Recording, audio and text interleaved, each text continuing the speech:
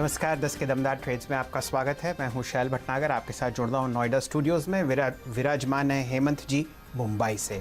आपके सामने कुछ योगा पोजेस चल रहे हैं। वीकेंड पर इंटरनेशनल योग डे है और हमेशा CNBC आवाज़ समय से पहले और वक्त से ज़्यादा आपको अच्छी कवरेज करा के दिखाता है बाज़ार की, और इसीलिए आप 2 दिन पहले आप इंटरनेशनल योग डे सेलिब्रेट होते हुए देख रहे हैं हमारे चैनल पर। फ़िलहाल आपके सामने बहुत ज़बरदस्त सर्वांग आसन होता हुआ दिख रहा है, और ये आपको पता ही है जानी मानी एक्ट्रेस हैं और बहुत ही अच्छी तरीके से योग का प्रैक्टिस आपको करती हुई दिख रही हैं। थोड़ी देर में हमारे साथ विजय केडिया साहब भी जुड़ेंगे। ये कहना बहुत ही मुश्किल है कि वो ज़्यादा अच्छे स्टॉक पिकर हैं या उससे बेहतरीन योग के आसन करते हैं। केडिया साहब बिल्कुल तैयार हैं और हमेशा की तरह उनके मुख पर एक बहुत ही अच्छी सी हंसी है, और उसके पीछे कारण मैं जानता हूं कि ये बहुत अच्छी तरीके से योग का प्रैक्टिस करते हैं, और जो इनका तन मन और चेतन शरीर है वो बहुत ही अच्छी तरीके से इस वक्त तैयार है हमसे चर्चा करने के लिए, योग पर भी और बाज़ार पर भी। तो केडिया साहब, आपका बहुत बहुत स्वागत है, और हेमंत जी भी हमारे साथ जुड़े हुए हैं मुंबई से। बताइए, किस पर चर्चा पहले करेंगे, योग पर या स्टॉक्स पर? सर, योगा दिवस है, आप मना रहे हैं योग दिवस, तो योग पर ही चर्चा करते हैं। शेयर पर तो रोज करते रहते हैं। बताइए तो तो बताइए किस तरीके से योग आपकी मदद करता है बहुत ही बढ़िया स्टॉक पिकिंग में और आपका मन शांत रखने में, जब सबसे ज़्यादा पूरे बाजार में आपको दिखेगा कि लोग इधर उधर भाग रहे हैं, चिंता में है, निफ्टी गिर रहा है, निफ्टी बढ़ रहा है, शॉर्ट पोजीशंस हैं, लॉन्ग पोजीशंस हैं, लेकिन आप अपना धैर्य कैसे बना कर रखते हैं योग की प्रैक्टिस के द्वारा? देखिए, योग हमको ये चीज सिखाता है कि सबसे पहले योग हमको ये चीज सिखाता है, और जैसे आप जानते हैं, इसके पहले कहावत बताता हूँ कि पहला सुख निरोगी काया, दूसरा सुख घर में माया। तो ये सभी जानते हैं कि हेल्थ जो है कि हमारे लिए जिंदगी में कितना महत्वपूर्ण है। आपकी $1 बिलियन की कोई कीमत नहीं है अगर आप बिस्तर पे पड़े हो, और अगर आप अपनी जिंदगी का मजा नहीं ले सकते हो। तो ऑफ कोर्स मैंने योग को वो माध्यम चुना, थोड़ा बहुत जो भी मैं हेल्दी हूँ, जो भी रखने का वो कारण वो मैंने चुना, क्योंकि योग एक अलाइनमेंट है जो बॉडी, माइंड और सोल, इन तीनों चीजों को जो अलाइनमेंट करता है उसका नाम है योग।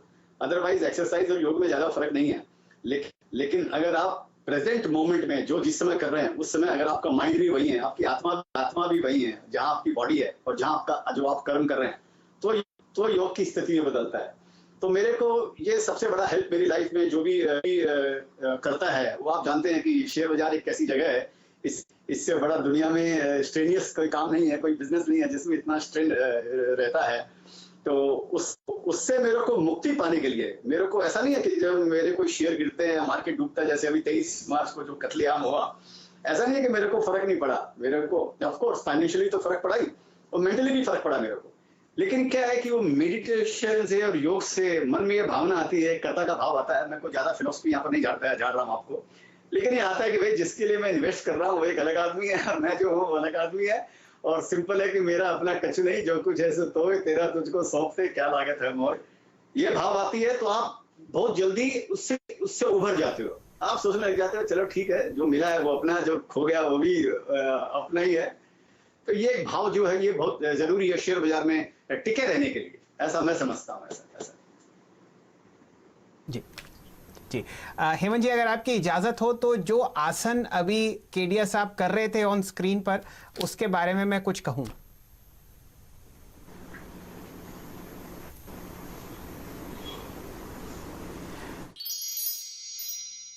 हम लोग 6वां अंतर्राष्ट्रीय योग दिवस मना रहे हैं CNBC आवाज के साथ।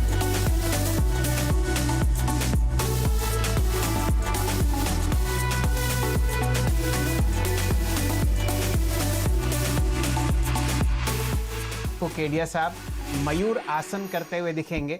जो हमारा राष्ट्रीय पक्षी है मयूर, उसके ऊपर ये आसन बना हुआ है। बहुत ही अच्छी तरीके से उन्होंने अपने दोनों हाथों पर अपने पूरे शरीर को बैलेंस कर रखा है, और यही बैलेंस आप केडिया साहब का देखेंगे ट्रेडिंग में और इन्वेस्टमेंट्स में। हेमंत जी, आपके पास कोई प्रश्न था केडिया साहब के लिए? हाँ, मैं ये कह रहा था, ये जो